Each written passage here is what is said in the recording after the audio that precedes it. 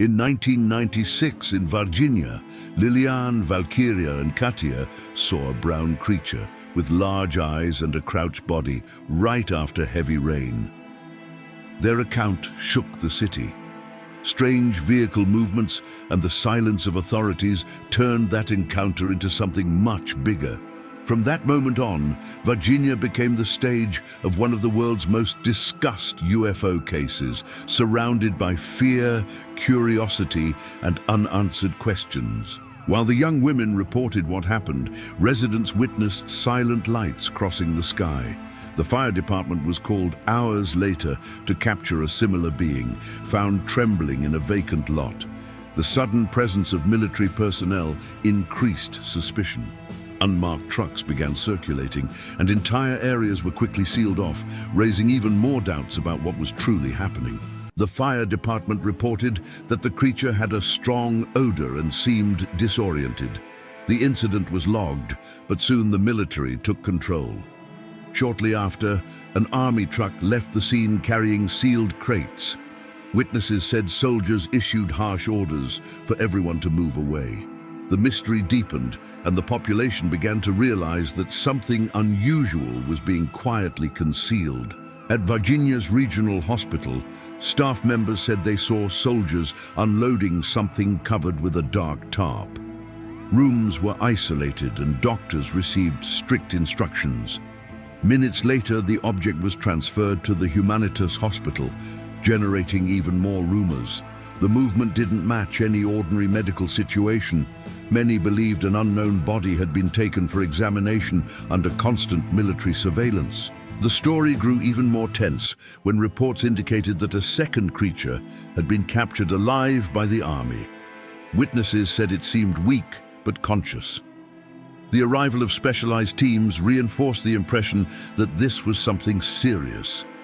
Military vehicles began circulating through the night, and agents instructed residents to remain silent, heightening fear and uncertainty in the city. The name of Sergeant Marco Eli Cherez surfaced after he participated in capturing one of the creatures. Days later, he developed strange symptoms that rapidly evolved into a severe infection, leading to his death. The case was never fully explained. For many, the sergeant's death became one of the most disturbing signs that the beings were real and carried something unknown, perhaps dangerous to humans. As informal investigations continued, residents reported intimidating approaches by military personnel and unidentified men. Many said they were ordered to forget what they saw. Streets were blocked, and official vehicles controlled access. The operation seemed coordinated and precise.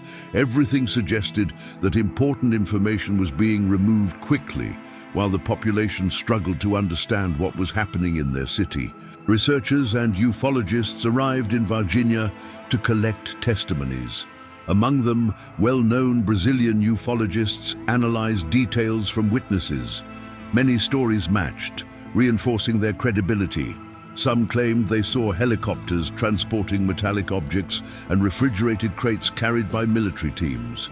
Each new account strengthened the belief that something extraordinary had occurred.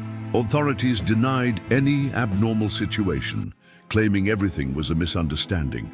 However, unofficial documents and reports mentioned unknown materials collected in the region. Hospital staff claimed equipment was removed in a hurry. Meanwhile, photos and information were confiscated. The contrast between official statements and real testimonies only fueled the growing mystery surrounding the Varginha case. As months passed, retired military personnel began stating that there had indeed been a special operation in the city. Some claimed to have participated in transporting metallic crates and strange cargo. Though they avoided specifics, they hinted that it was not ordinary military material. These discreet testimonies reinforced the theory that the army removed something non-human and silently covered up the entire event. The story spread throughout Brazil and the world. TV programs revisited the events, journalists interviewed witnesses, and ufologists presented detailed research. The case gained international attention, and was compared to other famous incidents. Still, the lack of official answers kept everything shrouded in uncertainty. Varginha gradually became a symbol of the possibility of extraterrestrial contact. Over the years, independent studies indicated that many aspects of the case were consistent with unidentified aerial phenomena. The similarity of witness accounts impressed researchers. The official version remained unchanged, but major gaps persisted. For residents and enthusiasts, the feeling was that only part of the truth had been revealed, and something far greater remained hidden from the public. Brazilian culture absorbed the case into its collective imagination. Films, series, reports, and events began portraying the story, increasing public curiosity. Varginha became a world reference in ufology discussions. For many, the incident marked a turning point in debates about extraterrestrial life. The mix of fear, doubt, and fascination kept the case alive even decades after the first sightings. With each new testimony, the case gained strength. People who stayed silent for years decided to reveal what they had seen. Reports mentioned staggering creatures, strange lights, and armed soldiers collecting objects in the middle of the night. The narrative became more complex with every detail. For many, it no longer seemed like a simple event, but a classified operation carried out far from public eyes. The Varginha case remains one of the country's greatest mysteries. If this story awakened questions in you, keep exploring the topic. Maybe what happened on that rainy night in 1996 was not just a strange encounter, but an invitation to understand that the universe holds far more than we imagine. The search for answers continues, and each new clue may bring us closer to the truth about what truly happened there.